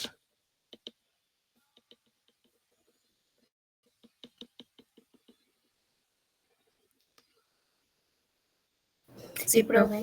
Eso. Ahora, ¿cómo vamos a poder ver los datos? Ya les había dicho que se ven a través de diagramas, pero hay muchas clases de diagramas que pueden ser utilizados en citometría de flujo. Entonces, el clásico de todos, cuando se utilizó la citometría de flujo en los 70, es este de acá, y todavía se utiliza, que se llama el dot plot. Dot significa punto en inglés, y ¿qué es lo que usted ve? Puros puntos de los datos que usted tuvo a partir de la lectura de unas células. Entonces, por ejemplo, aquí es sangre periférica y le enfrentamos tanto con la granularidad o la complejidad y el tamaño. ¿Qué población es la que se ve aquí? Si ustedes se acuerdan. Si es sangre periférica. Y la acabamos de ver. Monocitos. Ujú. Exactamente. Esa es una población de monocitos. ¿Esa es cuál? Esos son Los los granulocitos. granulocitos. Exacto, los granulocitos. Listo. Los granulocitos y los linfocitos. Ese es el gráfico clásico y enfrenta dos parámetros al mismo tiempo, en este caso la granularidad con el tamaño, pero también podría enfrentar, digamos, otros diferentes. Por ejemplo, podría enfrentar la granularidad con la fluorescencia de Fitch en PE o el tamaño con la fluorescencia o ni siquiera el tamaño de la granularidad, sino puros fluorocromos. Entonces aquí podría estar, digamos que estos fueran linfocitos, aquí el marcador CD4 y aquí el marcador CD3. Son fluorocromos que se podrían enfrentar y ver ahí. De hecho, este gráfico que vamos a ver a continuación refleja un poco eso. Este gráfico se llama gráfico de densidad y lo que estamos viendo aquí enfrentados es la expresión de HLADR y la expresión de CD38. El CD38, venga, yo averiguo dónde está, que ya se me olvidó. El CD38 es un marcador de, para que les quede claro, yo creo que es de células presentadoras de antígeno. Ah, no, de linfocitos B activados, sí, que es una célula presentadora de antígeno. Entonces aquí, por ejemplo, tenemos unos linfocitos B y queremos ver la expresión en esos linfocitos B de CD38 y HLA-DR. ¿Para qué sirve un gráfico de densidad? permite ver dónde están concentrados la mayoría de los eventos. Ahora díganme ustedes, ¿dónde está concentrado la mayoría de los eventos en este gráfico? ¿En qué parte? Si es un gráfico de densidad, ¿ustedes qué interpretan? ¿Ustedes vieron Depredador? ¿O han visto la gente que se pone esos visores de calor? ¿Dónde está la gente según los visores de calor? Natalia, di, sí, No, dale. profe, pues según acá la imagen, yo diría que en el cuadrante 4 creo que es ese. Este cuadrante, Sí. exacto. Donde está en más rojo es donde más concentración de células hay y por eso se llama gráfico de densidad. Entonces, donde hay mayor densidad de células, aquí nos muestra el centro de las células que están más concentradas y el color va disminuyendo, se va volviendo verde y luego azul, y el azul significa que hay menor concentración de células. Listo. Entonces permite ver dónde es que se están concentrando la mayoría de las células. ¿Qué es lo que me está diciendo aquí? Ya vamos a interpretar ya vamos a ver cómo se interpreta un gráfico de esos, pero me está diciendo que hay mayor cantidad de células que son positivas, tanto para HLR como para CD38. ¿Quién alzó la mano? Profe, yo que pues no entiendo porque entonces si me dice CD38 es decir si son linfocitos B o no, porque hay numeración en los linfocitos B, de 10 a la 3, 10 a la 4, si cada uno de esos representa una célula. Esa numeración que vos ves ahí es como la expresión del fluorocromo, ¿cierto? Es una medida relativa. ¿Qué significa esto de 10 a la 2, 10 a la 3 y 10 a la 4? Más o menos qué tan brillante se ve la población, ¿cierto? Entonces, por ejemplo, este pico de aquí significa una población que es más positiva, pues que tiene que es más brillante para HLA-R y para CD38. Listo. No sé si me entiendes. Y te doy unos ejemplos. ¿Qué dices, María Isabel? Pues profe, más o menos. Bueno, imagínate un grupo de hombres, ¿cierto? Ese grupo de hombres, digamos que están entre los 20 años y los 60 años. Aparte de que ganan barriga a medida que pasa el tiempo, también se van quedando más calvos, ¿cierto? Si el pelo fuera un fluorocromo y estuviera brillando, ¿quiénes serían los más brillantes? ¿Cuáles hombres? Los que no son calvos. Exacto. Los que son calvos podrían tener pelito por ahí, ¿cierto? Podrían tener poquito, ¿cierto? Eso significa que serían menos brillantes. En cambio, los otros, los que son de 20 años, tendrían el pelo más brillante, serían más brillantes porque tendrían más pelo. Listo. Esto de acá, esas células que están acá, significa que son más brillantes, listo, que tienen mucha más expresión del marcador que las células que aún siendo positivas, que están aquí cerca de lo negativo, tienen la presencia del marcador, pero no tanta como las de acá. Ahora sí me hago entender. Y lo que vos ves acá es la medida relativa de precisamente la cantidad de fluorescencia que se puede detectar. Ahora sí o no. Sí, profe, gracias. Listo. Bueno, ese es el gráfico de densidad. ¿Tienen preguntas respecto a eso?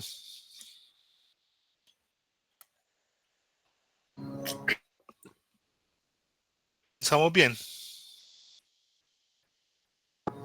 Sí. Listo. Hay otros gráficos que son muy importantes para definir los límites de las poblaciones. Y está este gráfico que se llama diagrama de contornos. Si ustedes lo ven, digamos, detalladamente, se parecen a estos gráficos que se ven en los mapas topográficos, ¿cierto? Donde, por ejemplo, esto significa que hay una montaña, y eso también que hay una montaña, en fin, donde hay mayor concentración como de tierra. ¿Para qué sirven estos gráficos? Ya les dije, para delimitar las poblaciones. Por ejemplo, ¿cuántas poblaciones ustedes ven ahí distintas de células? Eso están, digamos, representadas por complejidad y por tamaño. ¿Cuántas poblaciones ven ahí que tienen complejidad y tamaño diferentes?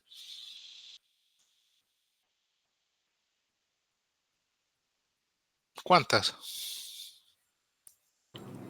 Profe, es que no sé, o sea, no sé si son 2 No. o si son muchas más, porque como que cada lineecita delimita Listo, su veámosla. población. Una, esa es la que vos, digamos, interpretaste como una, ¿cierto? Y esta es otra, Sí. dos.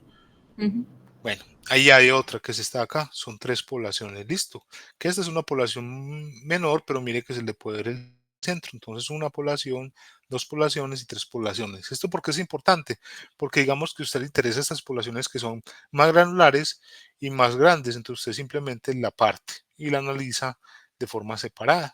Eso ya lo vamos a ver, que se llama la estrategia de gating. Y tercero, y cuarto, perdón, tenemos un gráfico que también es muy utilizado para ver, digamos, de forma gruesa cuál es la expresión de un marcador, que se denomina el histograma. En el histograma solamente vamos a tener, digamos, un parámetro a analizar, que es el parámetro o de fluorescencia o de tamaño o de granularidad. Usted lo pone acá. Entonces, si por ejemplo, la célula fue marcada por Fitch y usted solamente quiere ver el Fitch, pues lo ve solamente aquí. Y esto te da claramente, digamos, el patrón de fluorescencia, mejor dicho, la población negativa y la población positiva de esas células. Por ejemplo, aquí la separación entre una célula de una clase de células y la otra es muy clara. Y eso permite hacer análisis muy limpios. Bueno, yo les había dicho que, por ejemplo, la citometría de flujo es, digamos, que tiene una serie de pasos que realmente la parte experimental no es tan difícil. Lo que es difícil es preparar una citometría de flujo y luego analizar los resultados. Y para eso se necesita una serie de cosas. Por ejemplo, la primera de ellas es seleccionar el fluorocromo adecuado. La segunda es la preparación adecuada de las células. Y la tercera es la selección de controles adecuados para la discriminación de factores de poblaciones. Y también hay otros factores, aquí vamos a hablar los principales. Entonces resulta que yo les había dicho que hay muchos fluorocromos diferentes en citometría de flujo.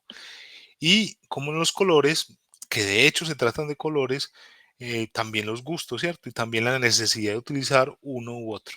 ¿Listo? Entonces hay fluorocromos que, por ejemplo, eh, son más brillantes, otros son más opacos, otros son, digamos, entre brillantes y opacos, tienen una intensidad media.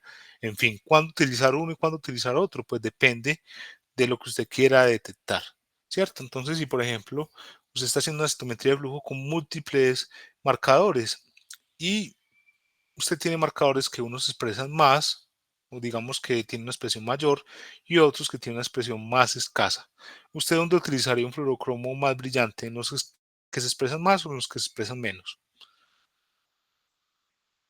En los que se expresan menos. Exacto, eso permite que usted los pueda evidenciar. Entonces mucha gente comete el error de utilizar marcadores muy brillantes para marcadores que son muy abundantes. Por ejemplo, hay personas que utilizan para mirar difustos TC8 un marcador muy brillante CD8, pero utiliza marcadores muy opacos para mirar, por ejemplo, citoquinas que son muy escasas, como la interleuquina 10. ¿Qué vamos a tener ahí, por ejemplo? Factores falsos negativos, ¿cierto? Entonces aquí la selección del fluorocromo es muy importante. Entonces, por ejemplo, también usted tiene que seleccionar fluorocromos con el mayor índice de tinción posible. Ya vamos a hablar qué es el índice de tinción. Y también tenemos que evitar un fenómeno que se llama el sobrelapamiento espectral, ¿cierto? O eso tiene un nombre en inglés que se llama el spillover, ¿cierto? Ya vamos a hablar qué es eso. Entonces, cuando usted le llega un fluorocromo al laboratorio, aparte que tiene que saber cuál es su marcador, aparte que tiene que saber cuál es la expresión de ese marcador para seleccionar un color u otro, tiene que titular el fluorocromo. ¿Y qué es titular? ¿Qué es titular para ustedes, muchachos?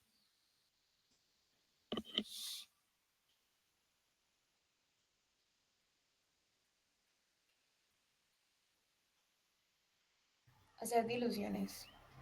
Sí, ¿y por qué? Debemos titular un fluorocromo. Usted llega un anticuerpo, ¿cierto? Y el anticuerpo tiene un fluorocromo. Porque usted va a utilizar diluciones de ese anticuerpo.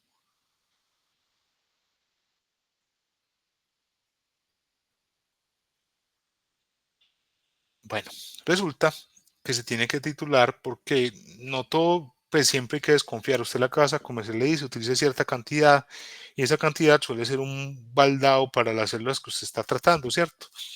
Entonces usted lo que tiene que hacer es probar diferentes concentraciones de su fluorocromo para ver cuál es la ideal para sus experimentos. ¿Listo? No suele ser la concentración que le dicen las casas comerciales, suele ser una concentración mayor. Entonces, ¿qué es lo que tiene que hacer? Una cosa que se llama el índice de tinción. Y básicamente es aplicar esta fórmula que ustedes ven aquí, la media de la población positiva, la media menos la media de la población negativa, sobre dos desviaciones estándar de lo negativo. ¿Es un cristiano qué quiere decir?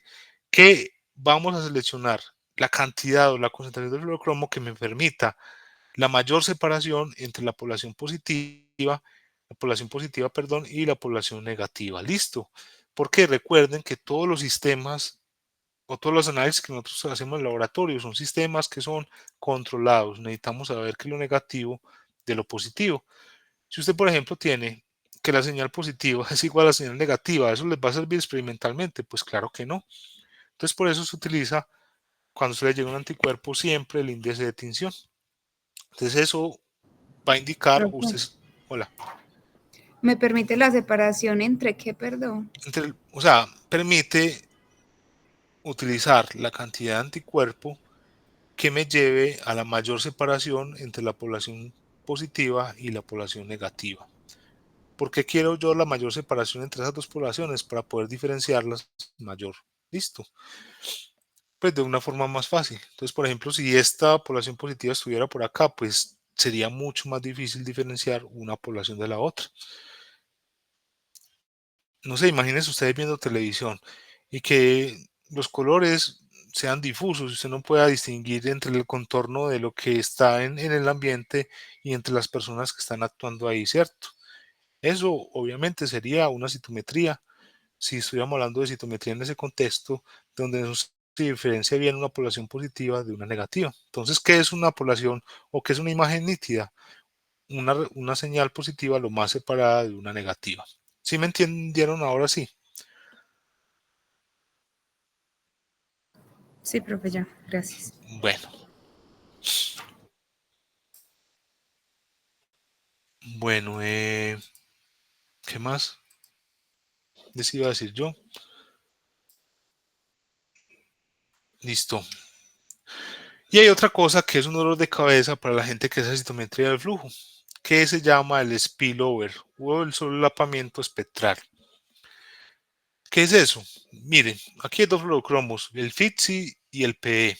Y aunque ambos tienen espejos y canales diferentes, la cola de uno, el espectro de uno, se va a meter en, en la señal de detección del espectro del otro, ¿cierto? Entonces, por ejemplo, el FITSI vimos que tiene un patrón espectral de emisión que es este pico, pero que además se extiende como hasta 630 nanómetros.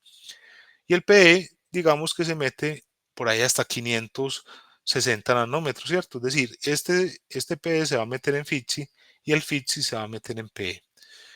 ¿Cómo se va a observar esto en la citometría de flujo? Se va a observar de esta forma. Aquí tenemos la señal del FITSI, o lo que debería ser la señal del FITSI, y aquí tenemos la señal del PE. Entonces, ¿qué es lo que pasa? Como uno se está metiendo en el otro, entonces no se puede distinguir qué es lo de uno y qué es lo de otro. Y por eso se va a ver una señal que está entre los dos canales. Listo. Esto se va a corregir y se corrige por una fórmula matemática. Pero, ¿qué significa eso? Esa fórmula que se va a distinguir lo que va a estar solamente en FITSI y lo que va a estar en PE. ¿Y eso cómo se logra? Utilizando controles de compensación. Es decir, si usted, por ejemplo, hace una citometría del flujo donde va a tener CD4 FITSI y CD8 PE, va a utilizar controles donde tiña solamente con FITSI y donde tiña solamente con PE. Esto va a permitir, digamos, asegurarse de que la señal o qué parte de la señal va hacia particularmente CD4 FITSI y que va particularmente hacia CD8PE. Por ejemplo, aquí tenemos una citometría sin compensar y este es un control de compensación porque vemos que solamente está teñido con CD4 FITSI. ¿Qué vemos aquí? Que la señal del FITSI, aunque es positiva, se me está metiendo en PE. ¿Qué es lo que hago yo? ¿O qué es lo que hace el equipo? Porque eso también es automatizado. Alinear las medianas entre la población negativa y la población positiva. Y esto es lo que vemos aquí. Se alinea esta mediana de la población negativa con la positiva y ya cuando analicemos el tubo totalmente teñido con los dos fluorocromos, vamos a saber qué es de FITSI y vamos a saber qué es de PE. Perdón. ¿Les queda claro o no tan claro?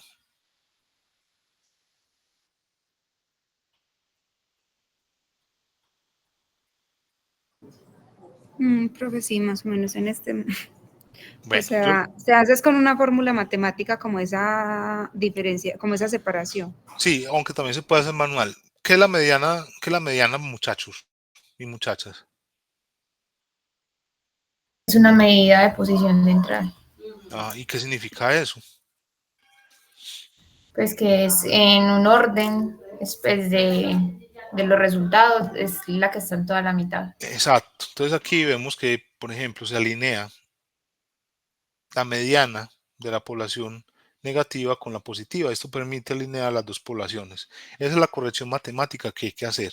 Eso no lo puede hacer manual, pero no es recomendable, sino que se hace también automatizado. Algún día ustedes verán cómo se hace. Yo les puedo explicar la próxima clase si quieren. ¿Qué permite esto de nuevo? Permite poner la señal donde corresponde, en el canal que corresponde. Listo. ¿Y por qué pasa esto? Para irnos para atrás un poquito, porque los espectros de emisión se combinan, ¿cierto? A pesar de los espejos, a pesar de todo eso, hay cierto parte de que se mete en FITSI y otra en PE, y eso pasa con otro montón de fluorocromos. Hoy en día hay una clase de citometría que se llama citometría espectral, que no tiene en cuenta esto, o sea, se pueden cruzar, pero como lo que ve es el espectro total de cada fluorocromo y como cada espectro es único, ya lo pueden separar automáticamente. Yo sé que eso es confuso, pero después hablamos específicamente de eso. Ahora, la preparación adecuada de las células. Eso ya se los había dicho. Si son líneas celulares, por ejemplo, líneas celulares adherentes de macrófagos, de células eh, fibrilares y todo eso, esas líneas se pegan a las paredes del plato de cultivo. Lo que ustedes tienen que hacer es despegarlas, por ejemplo, para poderlas poner en suspensión. Hay otras líneas celulares que están en suspensión o que están siempre en suspensión, entonces no hay que hacer nada. Células de médula ósea. Por ejemplo, si ustedes quieren sacar la médula ósea de un ratón, lo que tienen que hacer es remover el músculo, el hueso. Eso se hace fácilmente, porque si no se bloquea el citómetro y ya después queda en suspensión. Órganos linfoides secundarios son muy agradecidos. El vaso de un ratón, también el vaso de un humano, un pedacito de vaso de un humano, también, por ejemplo, los nodos linfáticos se pueden suspender fácilmente porque esas células son fácilmente disgregables. Pero para órganos sólidos, por ejemplo, el hígado, los riñones y todo eso, sí se necesita homogenizar y utilizar, por ejemplo, eh, diferentes tratamientos que tienen que ver con disgregación mecánica utilizando perlas y una máquina que lo que hace es virar rápidamente, o también utilizando enzimas, ¿cierto? Esos son métodos que son medio agresivos y tienen, digamos, un porcentaje de mortalidad más o menos grande. Y la sangre, bueno, ustedes saben que para analizar la sangre, ¿qué tienen que hacer? Pues obviamente no van a utilizar un tubo rojo, van a utilizar un anticoagulante para poder analizar las células en suspensión. Bueno, y ya finalmente, yo creo que esto lo explico más en el taller, porque no me va a dar tanto el tiempo. Hay varias clases de control para, por ejemplo, la citometría de flujo. Hay controles sin teñir, ¿cierto? Yo ya les había dicho, para saber qué es la luz, uno necesita saber qué es la oscuridad, si necesita saber qué es el amor, necesita saber qué es el desamor, en fin. Entonces el universo es por lo menos dual y aquí debe haber siempre un control negativo. Los controles negativos suelen ser células que no tienen ni anticuerpos, ni tampoco, pues no tienen anticuerpos, ni sondas fluorescentes, ni nada de eso. Y proveen la fluorescencia background. Resulta que yo les había dicho antes que todos los tejidos, todo lo que usted ponga bajo un microscopio va a tener una fluorescencia background, es decir, todo va a florecer de una forma, digamos, intrínseca. Lo que tenemos que hacer nosotros es utilizar eso como control negativo para diferenciar esa fluorescencia intrínseca de la fluorescencia real que estamos midiendo con un fluorocromo. También hay células teñidas con un solo fluorocromo, que ya les conté, por ejemplo, para qué se utilizan, para obtener controles de compensación. Y hay otros controles que llaman controles de isotipo, que eso ya lo explicamos la clase que viene, pero básicamente son anticuerpos que son de la misma clase, utilizan el mismo fluorocromo que su anticuerpo de análisis, pero que no se unen, por ejemplo, al antígeno que ustedes están evaluando. ¿Para qué se utiliza eso? Para mirar sobre todo el background y para ver la especificidad de la citometría. Listo. Eso ya casi no se utiliza. Por ejemplo, hace poquito mi jefe me hizo botar todos los controles de isotipo. Pero digamos que es bueno que lo conozcan y es válido para ciertos casos. Y también hay controles sin estímulo. Resulta que, por ejemplo, usted va a evaluar la capacidad de producción, no sé, de anticuerpos o de citoquinas de una línea celular o de una suspensión celular. Y a unas les pone estímulo y a otras no. Esas que no les pone estímulo son el control de sin estímulo para ver si su tratamiento está induciendo una respuesta sobre las citoquinas. Es un ejemplo, pero se puede utilizar, por ejemplo, se puede utilizar para todo lo que ustedes se imaginen. Listo, el estímulo con lo que ustedes les venga a la cabeza. Bueno, no sé si tienen preguntas hasta acá, muchachos, si disfrutaron la clase o si antes fue, por ejemplo, un suplicio, pues ustedes ya me contarán. La idea es que ya nos veamos dentro de 8 días y hagamos el tallercito y al transcurso de la semana les vamos a decir qué es lo que se va a hacer. Ok, quedamos claros, preguntas, dudas, opiniones, reclamos. No, profe, todo claro. Bueno, muchachos, disfruten ya el sábado y nos vemos dentro de 8 días. Listo. Ah, dime, María Isabel. Profe, es que no nos han hecho la retroalimentación de lo que subimos de las exposiciones. Sí, déjame, yo entonces hablo con la profe Jeremy, listo. Entonces ya les decimos a partir del lunes. ¿Te parece? Listo, profe, gracias. Y tengo otra preguntita, pero si quiere me la responde ahorita. No, claro, yo te la respondo ya, contame. ¿O quieres que sea en privado? No sé. O bueno, pues si yo diría, es que yo no sé la diferencia entre un fluorocromo y un fluoróforo. Pues vamos a ver, yo tampoco la sé. Venga, vamos a ver. Yo creo que es equivalente fluorocromo y fluoróforo. Fluorocromo y fluoróforo. Diferencia. Vamos a ver. Aunque a menudo se usan indistintamente en el contexto de la biología y la microscopía, la diferencia clave entre fluoróforo y fluorocromo radica en su alcance molecular. Un fluoróforo es la parte de una molécula que le da la propiedad de fluorescencia y un fluorocromo es la molécula completa que se utiliza como tinte marcador fluorescente. Ahí está la diferencia. Eso sí no lo sabía. Gracias, señorita. Listo. Listo, profe. Bueno, ¿qué más? No, ya. Bueno, entonces nos vemos dentro de 8 días si Dios quiere. Chao. Disfruten el fin de semana. Chao, profe, Listo, gracias. profe. Chao. Chao.